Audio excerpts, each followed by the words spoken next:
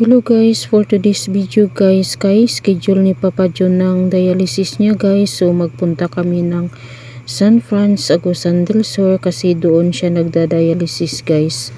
So nagmotor lang pala kami guys kasi magastos lang talaga sa pamasahe kung mag-commute kaming dalawa ni Papa John.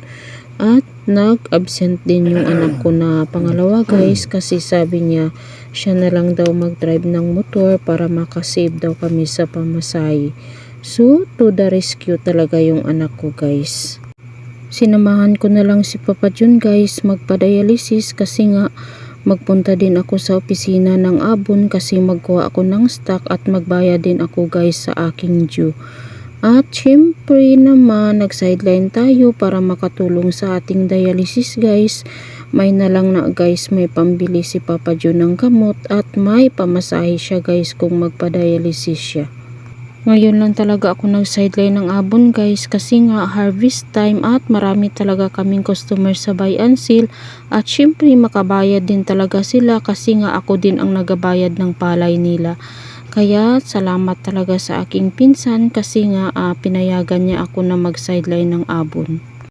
Dito na tayo sa San Franz, Agusan del Sur guys at malapit na tayo sa dialysis center ni Papa John guys. At i-pray natin si Papa John na bigyan siya ng strength ni God kasi nga hindi natin alam after sa kanilang pagdialysis guys. Isang tricycle driver pala si Papa John natin guys. Siyempre pagdating sa bahay kinabukasan mamasada naman ang ating dialysis warrior guys para may pambili ng ulam at bigas. Siyempre baon ng kanyang mga estudyante guys.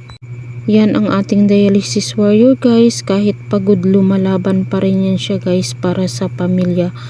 Kinakaya niya ang lahat guys. So pray natin talaga si Papa John na bigyan talaga siya ng lakas ni Lord. Ang buhay ni Papa John ganun pa rin noon hanggang ngayon kahit dinadialysis siya.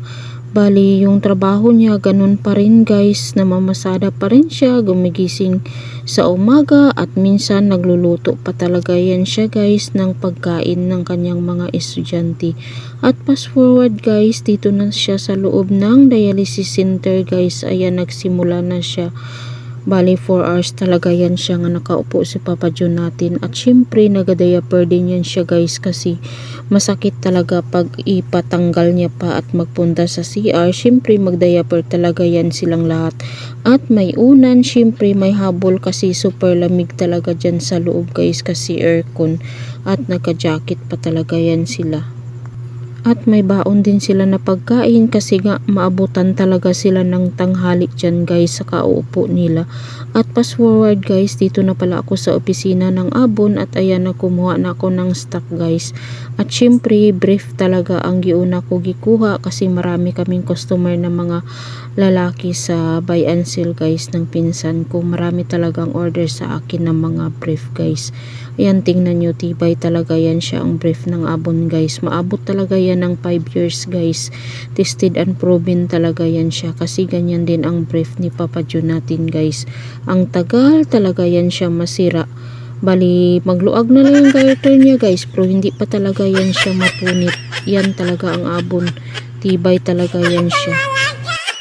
At kumuha din ako dyan ng underwear guys ng mga pambabae kasi nga marami din tayong customer na mga babae guys. Siyempre tibay din talaga yung mga underwear na pambabae basta ipon guys. Ang tagal talaga siya masira at ang tagal din malustrid ng kanilang mga garter. At syempre gikuhaan ko rin ang ating princess kasi nga 9 years old grade 4 na, kailangan talaga yan ng underwear guys.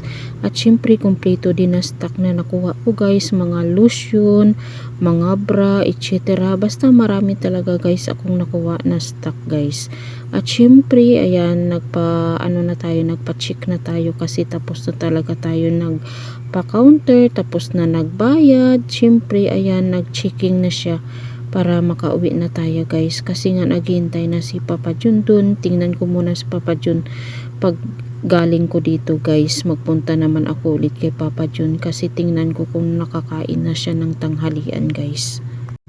Pagkatapos ko pala sa Avon guys, dumiretso muna kami ng anak ko guys sa Capitol kasi nga maghingi naman ako ng assistance ni Papa John para makabili tayo ng gamot guys ni Papa John, mga maintenance niya.